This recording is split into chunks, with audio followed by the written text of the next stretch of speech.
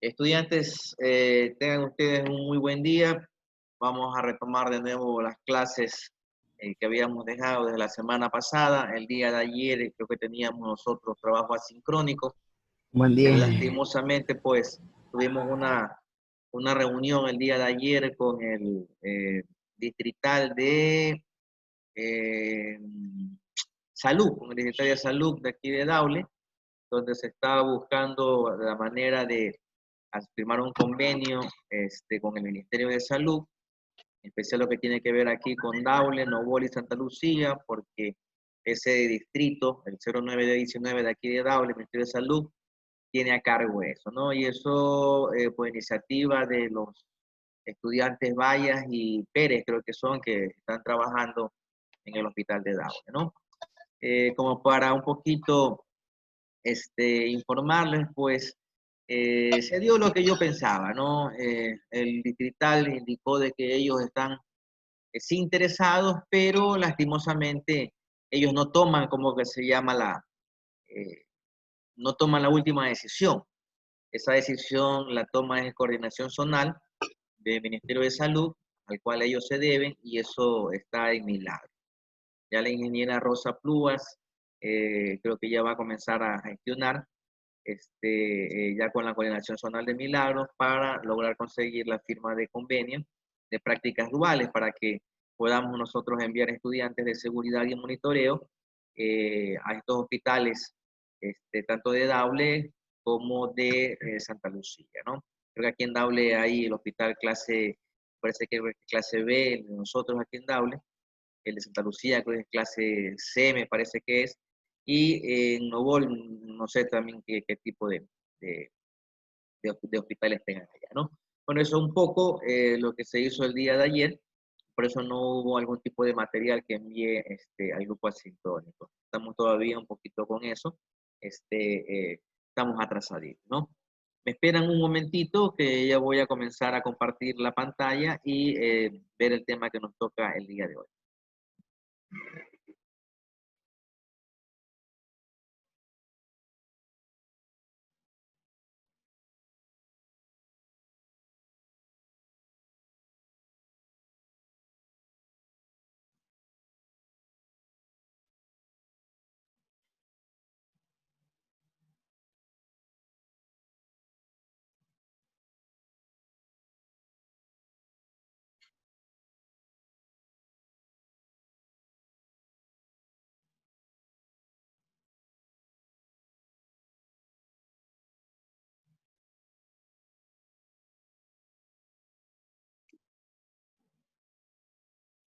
Bueno, las semanas anteriores nos habíamos quedado en los métodos de medición de frecuencia cardíaca. Habíamos visto eh, cuáles eran más o menos los rangos en cuestiones de frecuencias cardíacas o latidos de corazón que debe tener tanto el hombre como la mujer, en especial los trabajadores, porque esa es la parte que a nosotros nos interesa, ¿no? Conocer un poco de la fisiología humana y poder entender a los trabajadores cuando tienen ciertos tipos de sintomatología. Aunque eso es netamente en medicina laboral o medicina ocupacional, pero nosotros sí tenemos que tener esa especie de conocimiento por cultura general, porque la seguridad y prevención de riesgo laboral tiene algo de afinidad con lo que tiene que ver con medicina, ¿no? Nosotros no podemos entender a una persona que presenta algún tipo de dificultad en su salud si no conocemos la fisiología humana. Ya habíamos visto en algunas clases lo que tiene que ver con la fisiología humana, que se divide tanto en estructural como en funcional, ¿no? Habíamos indicado que la estructural está netamente relacionada con la anatomía y la antropometría, y lo que tenía que ver también con lo que es la fisiología desde el punto de vista funcional, que era todos los sistemas. Habíamos revisado algunos sistemas de nuestro organismo, más o menos cómo funciona. Y nos habíamos detenido en la parte del sistema cardíaco pulmonar.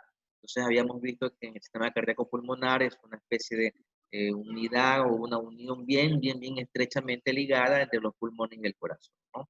Los pulmones se encargan de como dividir el aire que ingresa a nuestro órgano en donde se saca el oxígeno y se envía el oxígeno a través de el bombeo del corazón, ¿no? Habíamos visto que el corazón tiene como dos etapas para funcionar. Funciona a las 24 horas del día sin descanso y tiene como dos fases, ¿no? Una fase que se llena de sangre y otra fase como que se llama que expulsa, como que se llama la sangre, ¿no? Habíamos visto sobre lo que era la fase sistólica y la fase distólica, ¿no? Donde una se llena y como que se llena de sangre y cuando se contrae significa que expulsa, como que se llama la sangre, ¿no?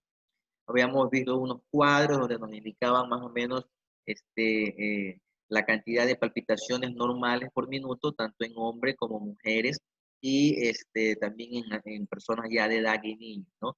Veíamos una diferencia entre las mujeres y los hombres. Por lo general hay una variación casi como de 10 palpitaciones por minuto de diferencia. Las mujeres tienen un ritmo cardíaco un poquito mayor que el del hombre, ¿no?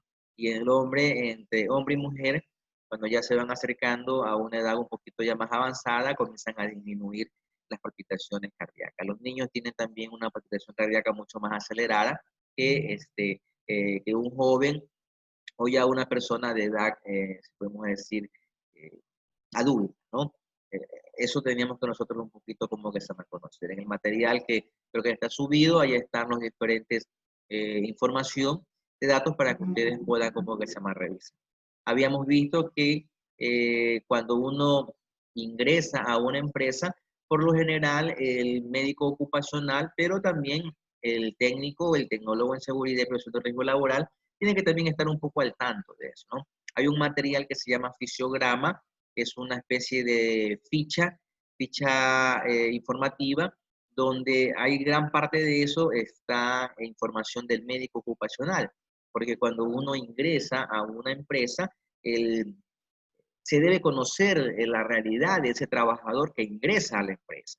Y eso se lo hace a través de el fisiograma, donde el médico ve si es que esta persona tiene algún tipo de enfermedad eh, o si tiene algún tipo de vulnerabilidad, ¿no?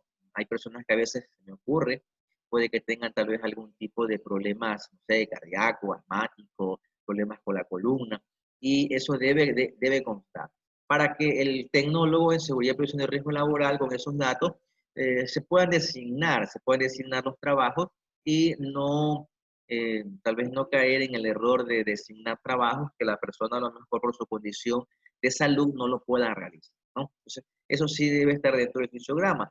Si alguien me podría hacer un poquito de acuerdo para yo tal vez enviarle, yo tengo un modelo de fisiograma en donde les podía yo facilitar ese modelo para que ustedes lo revisen, cómo es un fisiograma, ¿no? Ustedes en determinado momento tienen que trabajar también con esto. Esto, como les digo, es en combinación entre el departamento médico de la empresa con ustedes, porque dentro del fisiograma también entran eh, cierta información sobre el perfil del trabajador, ¿no? En qué área va a trabajar, qué es lo que va a hacer, qué es lo que tiene que conocer, el tipo de trabajo, horario, equipo de protección personal que él debe utilizar si es que lo amerita, ¿sí? Más o menos ese tipo de información entra en el fisiograma, ¿no? Y muchos temas médicos en cuestiones de vacunas, en cuestiones si tiene algún tipo de problemas de su salud, también entra dentro del fisiograma. Es una herramienta que el tecnólogo debe tener conocimiento, ¿no? Porque las personas cuando entran y cuando salen tienen que hacerse chequeos médicos. Por lo general los chequeos médicos lo hacen cada 6 meses, donde el médico va revisando la persona cómo está dentro del área de su trabajo en las cuestiones de salud, ¿no? Hay que hacer un seguimiento.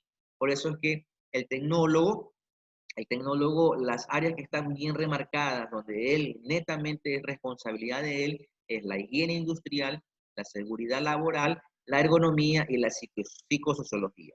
Pero también ayuda mucho en lo que tiene que ver con el seguimiento a la salud, ¿no? A la salud ocupacional.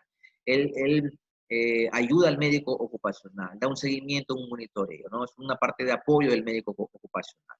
Entonces, esa también es parte del tecnólogo. Tal vez no desde el punto de vista que revisa a las personas, pero sí desde el punto de vista de que él tiene que estar pendiente en qué momento le tocan las vacunas a las personas, algún tipo de riesgo biológico, como que se llama, si si él logra detectar, pues conversar con el médico y bueno, y cosas así. Bueno, como introducción, lo que acabé de decir, vamos hoy día a hablar sobre lo que es la fatiga, que es parte de lo que dentro de la ergonomía vemos dos tipos de fatiga, ¿no? La fatiga mental y la fatiga física.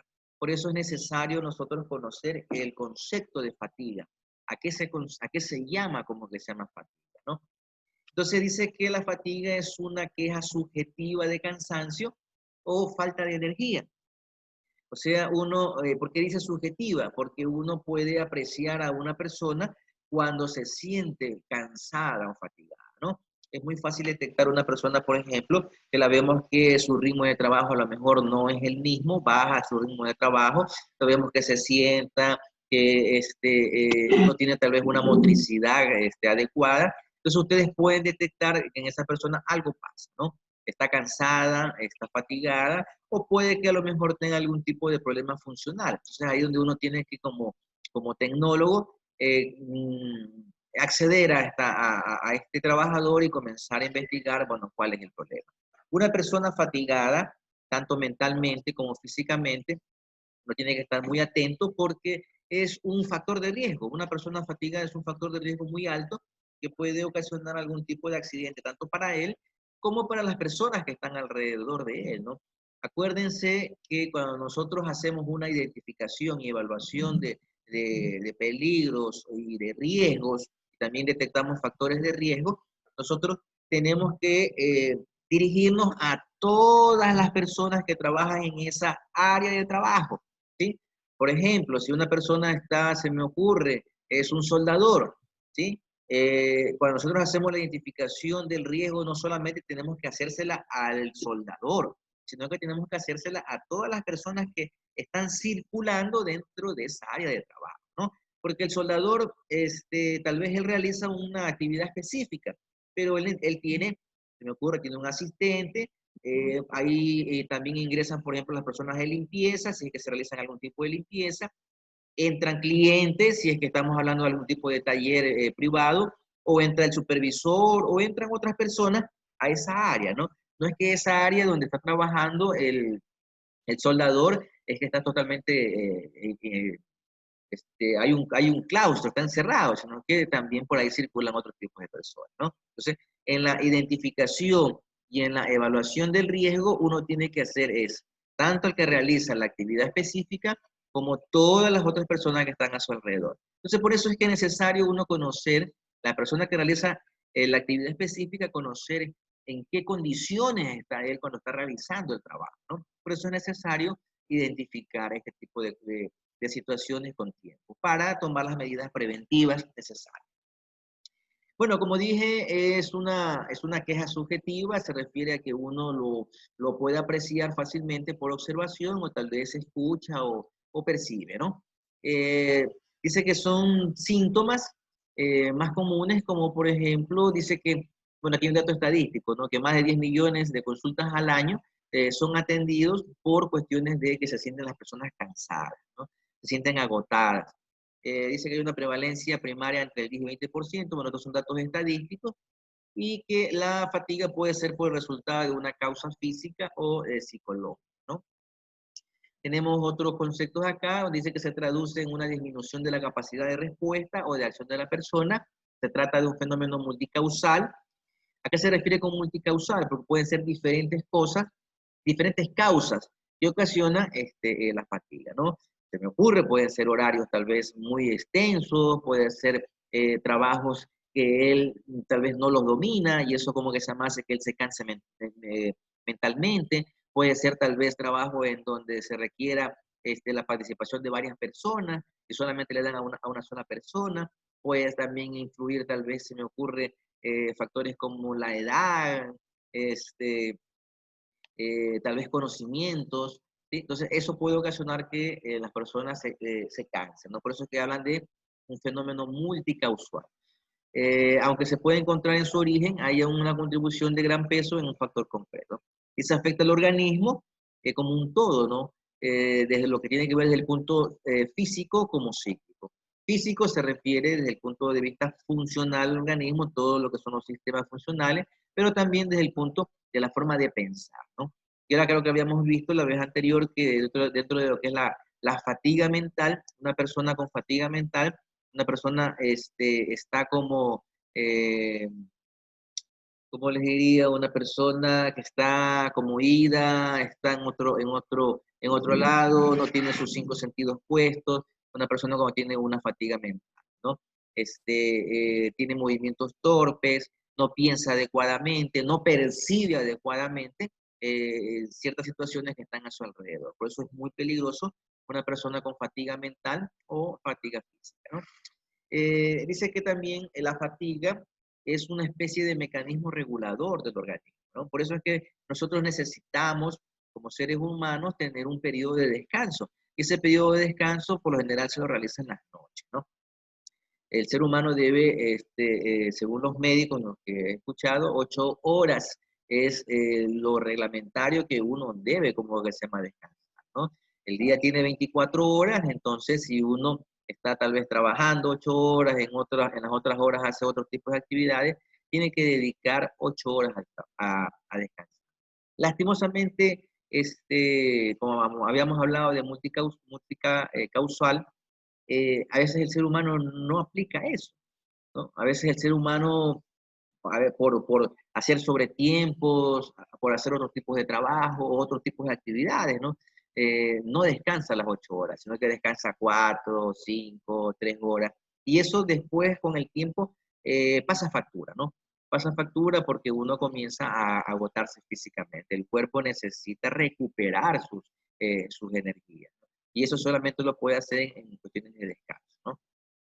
Vemos aquí algunos tipos de fatiga, como la fatiga muscular, que es cuando el cuerpo comienza como eh, a dar ciertos indicios, ¿no? De que me duele las piernas, me duele el cuello, me duelen los músculos, tal vez he hecho demasiado movimientos con los músculos, con el cuello, entonces el cuerpo comienza a decir, oye, ya como que estás exagerando, ¿no? Entonces ahí comienzan los dolores, ¿no? Son como ciertos mensajes, el cuerpo nos envía mensajes para que nosotros pongamos asuntos y comencemos a dar los efectivos correctivos, ¿no? Entonces tenemos fatiga muscular, tenemos fatiga mental o psicológica y fatiga sensorial o perceptiva, ¿no? Eso es más o menos un poco los tipos de fatiga que podemos encontrar nosotros en el medio. ¿Qué es una fatiga mental? Bueno, dice que habla de trastornos neurovegetativos y alteraciones psicosomáticas, ¿no? Dolores de cabeza, diarreas, palpitaciones. Eso, mire, como consecuencia de la fatiga mental, no iba a creer que uno por estar fatigado mentalmente puede tener diarreas y palpitaciones. Tal vez sí lo asocia con un dolor de cabeza, migrañas, así como con sueño, como un poquito, pero diarreas y palpitaciones muy exageradas, bueno, cuando uno está cansado mentalmente también puede tener este tipo de sintomatología, ¿no? Hay perturbaciones psíquicas como la ansiedad, la irritabilidad, estados depresivos cuando uno está cansado mentalmente, ¿no? Yo he visto y también lo he palpado cuando uno está cansado psíquicamente, ¿no? O sea, cuando tú estás trabajando demasiado con tu mente, llega un momento en que tú, chúpida, como que te da ganas como de salir a carrera, como de acostarte, como estás en un estado como no muy confortable, ¿no? Entonces, y ocasionan problemas de depresión. Justamente yo tengo dificultades en mi sistema cardiopulmonar, como el problema de la hipertensión, y gran parte de eso ha sido por problemas depresivos, ¿no? Por cuestiones de ansiedad, cuestiones de estrés. Ha ocasionado mal funcionamiento de mi sistema cardiovascular, que es la hipertensión, ¿no? Hay trastornos del sueño, pesadillas, insomnio, sueño agitado, ¿no? Miren todas las consecuencias que puede traer la fatiga mental, ¿no? Continuamos, dentro de lo que también aquí vemos, por ejemplo, ¿no? Los problemas de carga mental. Si ustedes ven esa imagen, ustedes dirán, bueno, ¿qué tiene que ver esto, cómo que se llama, con todas estas figuritas? Aquí vemos que el hombre, desde la edad de piedra hasta la era digital, por lo general siempre está realizando algún tipo de acción donde demanda que su cerebro busque alternativas de solución, ¿no?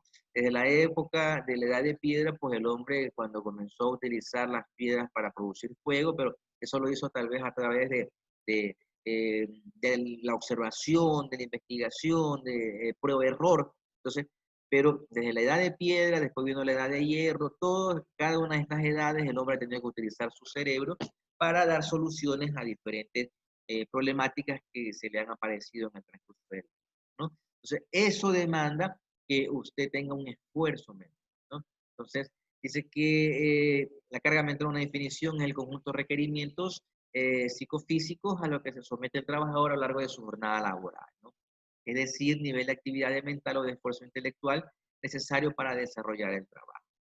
Nosotros somos los únicos seres vivientes en la Tierra que tenemos la capacidad de raciocinio, de pensar, de analizar, de nosotros sacar conclusiones, y en base a las conclusiones que nosotros hagamos o saquemos, comenzamos a actuar, ¿no? Los otros seres vivientes, como los animales, por ejemplo, no tienen la capacidad de razonar, aunque se han visto ya muchos casos donde los animales han demostrado que sí se siente un grado como de percepción de lo que ellos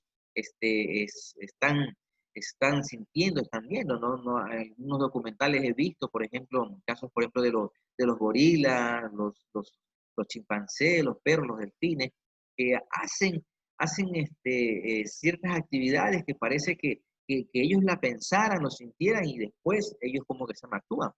Hay algunos datos de que algunos científicos ya tienen como ciertas hipótesis o ciertas teorías que no solamente el ser humano es un ser pensante, sino que también hay ciertos animales que también tienen mecanismos de pensar, de analizar, ¿no? Y porque se ven en sus actos. ¿Qué más tenemos, no? Dentro de los factores de la carga mental, dice que, bueno, esto es una forma de ver un poquito los riesgos, ¿no? Y dentro de lo que es el proceso, ¿no? Entonces aquí vemos nosotros unas demandas psicológicas, ¿no? Este es un material que se hace como una especie de un análisis. Dentro de lo que es la carga mental, el ser humano tiene la percepción de la información, la interpretación de la información y la toma de decisiones, ¿no? Esto va un poquito enlazado a lo que tiene que ver con el raciocinio, ¿no?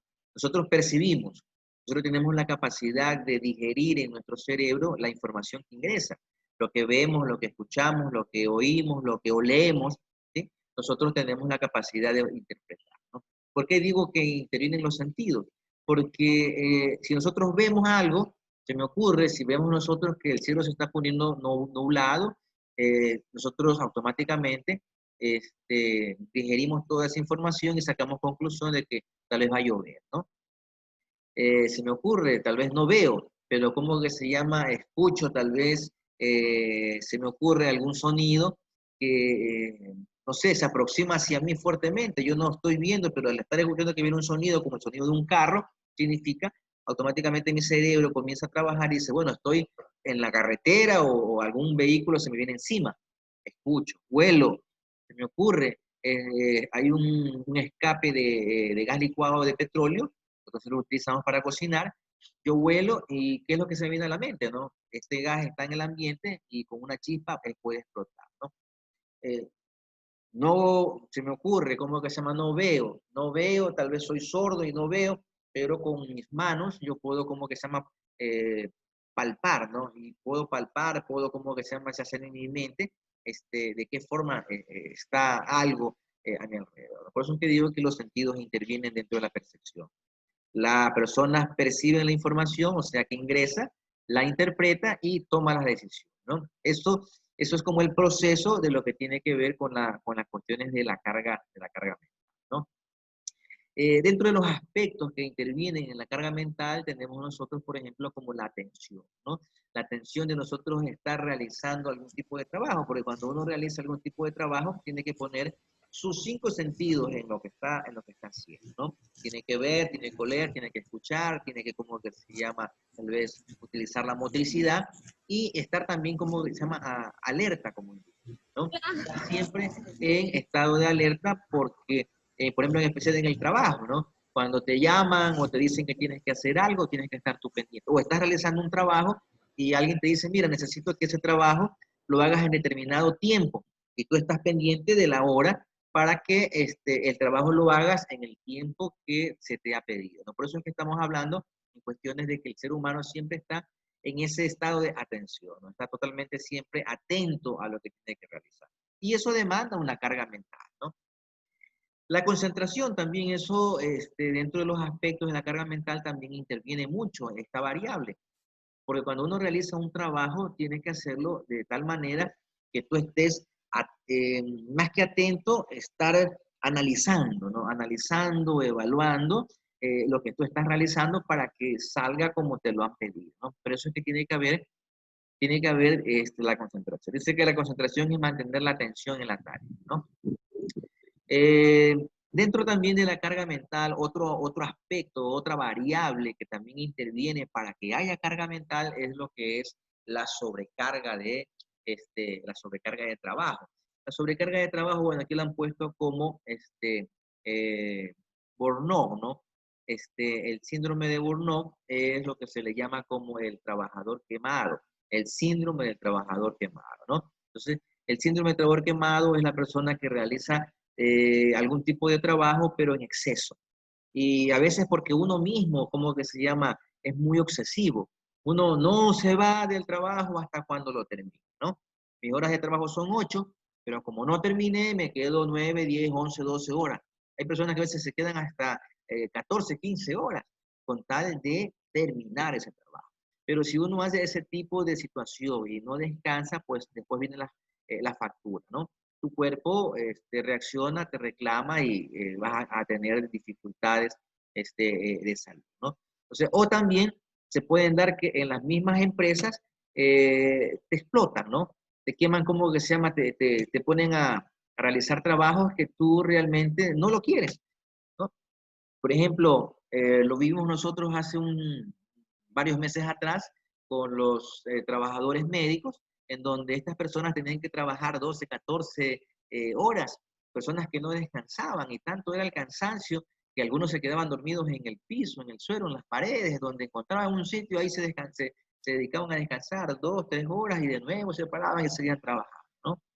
Y se podía ver el agotamiento físico y mental de estas personas. Entonces, la sobrecarga de trabajo, síndrome de burnout, se lo conoce como el síndrome del trabajador quemado, el exceso de trabajo, ¿no? Y lo que es infracarga, que también se conoce como burnout, en donde hay demasiada sobrecarga de trabajo, ¿no? En donde te ponen a hacer a veces trabajos que a lo mejor no te corresponden, pero te toca hacerlo, ¿no? Ahorita en especial con este mundo capitalista, si ustedes se darán cuenta, capitalista y neoliberalista, esos son ideologías económicas impuestas por el ser humano, en donde son modelos económicos, ¿no? El modelo capitalista dice que el que tiene dinero e invierte ese dinero para hacerlo producir, entre más inviertas, más utilidades tiene, ¿no? En que menos invierta, menos utilidades tiene. También dice que el que tiene los recursos, pues que invierta y obtendrá utilidades. El sistema neoliberalista, en cambio, es un sistema capitalista en donde tú inviertes los recursos y obtienes los resultados que tú quieras sin importar eh, cuáles serían las consecuencias, ¿no? Por ejemplo, ahí se utiliza mucho el, este adagio, no sé si es o refrán que dice, el fin justifica los medios, ¿no? Tú por conseguir lo que tú quieres, matas, quemas, violas, haces lo que sea, pero total de obtener los recursos económicos que tú quieres, ¿no? Por eso que al neoliberalista no le importa mucho eh, la situación del ser humano, ¿no? Si el ser humano está cansado, si el ser humano no puede, no, hágalo porque eso es lo que usted, para eso lo he contratado, para eso le he pagado, si está enfermo, entonces, bueno, vaya, se lo despido, viene otro, ¿no? Está primero lo que tiene que ver el recurso financiero, está por encima del capital humano, ¿no? El capital económico está por encima del capital humano, eso es el neoliberalismo, ¿no? Entonces, bueno, eso vemos un poquito ¿no? Aquí vemos algunos ejemplos ejemplos de carga mental donde se necesita mucho estar atento.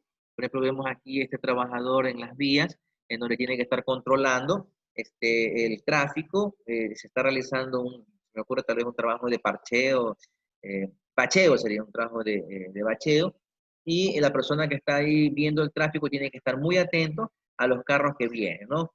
Cuando ya le dan, los que están realizando el trabajo, le dan la directriz de que ya pueden pasar, bueno, él automáticamente por medio de la señalización indica que pueden los carros continuar. Y tienen que estar muy, muy, muy, muy atentos. Acá vemos, por ejemplo, esto parece que es una cabina de un avión. Asimismo, miren, una gran cantidad de indicadores, de aparatos que tiene aquí el avión, y uno tiene que estar atento a todos estos indicadores, ¿no? Para que el avión funcione normalmente, tiene que estar viendo que todos estén dentro del rango que se necesita para poder realizar. Entonces, aquí vemos nosotros una atención bastante alta, ¿no? Que uno tiene que estar muy atento, muy concentrado, como que se llama, con lo que está realizando. Vemos también dentro de los factores que intervienen en la carga mental, tenemos los contenidos del trabajo, los aspectos del ambiente de trabajo, los entornos psicosociales y de la organización y las condiciones del puesto de trabajo, ¿no? Aquí tenemos estos 4 factores que están aquí, se puede decir, extremadamente relacionados entre sí, son los que ocasionan problemas de carga mental, ¿no? Nosotros hablamos, por ejemplo, del contenido de la tarea. Bueno, el contenido de la tarea es lo que, para el cual tú has sido contratado para hacer, ¿no? Aspectos del ambiente de trabajo se relaciona con la temperatura, iluminación, con la limpieza, eh, con la maquinaria que te dan, con los horarios, eso es lo que tiene que ver. Entorno psicosocial y de la organización son los horarios de trabajo, la remuneración, las motivaciones, la presión que tiene. Y las condiciones del puesto de trabajo, pues, es los equipos que te dan, trabajas parado, trabajas sentado, los movimientos que tú tienes, a qué momento sales, si te incentivan. Todos estos factores entrelazados entre sí ocasionan como que se llaman problemas de carga mental, aunque también lo que tiene que ver con cuestiones de carga física, ¿no? Según cómo que se llama todos los factores que tú tengas y lo que te exigen en el trabajo, que es la demanda de tareas, hay una capacidad de respuesta, ¿no? Si esto está equilibrado, si todos estos factores que vemos aquí, contenido de la tarea, aspectos del ambiente, entorno, entonces, y la demanda de trabajo es a lo que te están exigiendo, si todo está equilibrado, todo está de acuerdo, ténganlo por seguro que la capacidad de respuesta del trabajador será la aceptable. Pero si hay un exceso, un contenido de la tarea, los ambientes de trabajo no son los adecuados, tienes problemas psicosociales de la organización a sí mismo, tienes tu condición del puesto de trabajo no es el idóneo, ¿qué es lo que va a pasar? La capacidad de respuesta no va a ser la adecuada, ¿no? Y vamos a tener nosotros como consecuencia trabajadores, se puede decir, no satisfechos, con un grado de inconformidad y por ende, pues, van a ser sujetos a accidentes laborales o enfermedades profesionales, ¿no? Entonces, hay que tener en cuenta todo este tipo de factores que intervienen para que haya una carga mental y también ya mismo podemos ver que también son iguales, las mismas condiciones para lo que es la carga física, ¿no? Aquí vemos, por ejemplo, eh, dentro de lo que tiene que ver con contenido de la tarea, porque si ustedes se dan cuenta, aquí nosotros vemos ciertos factores que intervienen. ¿Qué es el contenido de la tarea? Aunque ya se los dije verbalmente, pero aquí hay cierto tipo de información, ¿no? ¿Qué es el contenido de la tarea? La detección de la información, lo que me piden, lo que me están diciendo que yo haga, ¿no?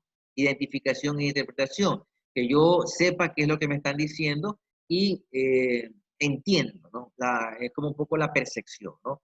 Me dan una información, yo la comienzo como que se llama a digerir en mi cerebro y la identifico, la interpreto. Si ya la he identificado y la he interpretado, yo la elaboro y después hay una especie de respuesta, ¿no? ¿Qué tiene esto como consecuencia? Bueno, tiene que, para que esto pueda funcionar muy bien, el tipo de información tiene que ser la adecuada, hay que hacer un buen análisis y eso va a ocasionar una rapidez de respuesta, ¿no? En un tiempo que sea el adecuado. Disculpe que vaya muy, muy acelerado, pero hay tanto que ver, entonces no puedo como que se llama dedicarle mucho tiempo al estar haciendo mucho análisis, ¿no? No creo que son cosas que son fáciles de entender y ustedes la pueden, como se llama, digerir fácilmente. Otro aspecto que habíamos visto nosotros dentro de este cuadro, ya vimos el contenido de la tarea, que eso encierra lo que es la información que me dan, cómo yo la interpreto, cómo respondo, cómo se llama, a esa tarea que me dan y si respondo adecuadamente o no, ¿no? Dentro también de esto, de estos aspectos, encontramos el ambiente de trabajo, ya les había indicado, la iluminación, la temperatura, el ruido, todo este tipo de factores influyen como que se llama el ambiente de trabajo, ¿no? También, por ejemplo, el trato con mis compañeros, el trato como que se llama de mi jefe, de mi supervisor, las motivaciones, los horarios, todo ese tipo es lo que tiene que ver con el ambiente de trabajo, ¿no? Lo confortable, si es confortable o no es confortable, ¿no? Entorno psicosocial, ¿no? Es todo lo que tiene que ver con las cuestiones del ritmo de trabajo, ¿no? Ya eso entra un poco dentro de la organización, ¿no? Horarios, estímulos, beneficios, como que se llama, que me den, cómo me tratan, la forma de cómo me tratan, cómo me estimulan. ¿Ya? Puede ser desde el punto de vista de la organización, pero también puede ser desde el punto de vista como la persona, ¿no? Porque en lo que tiene que ver con el entorno psicosocial, no solamente es el trabajo dentro de la empresa, sino que también puede ser el trabajo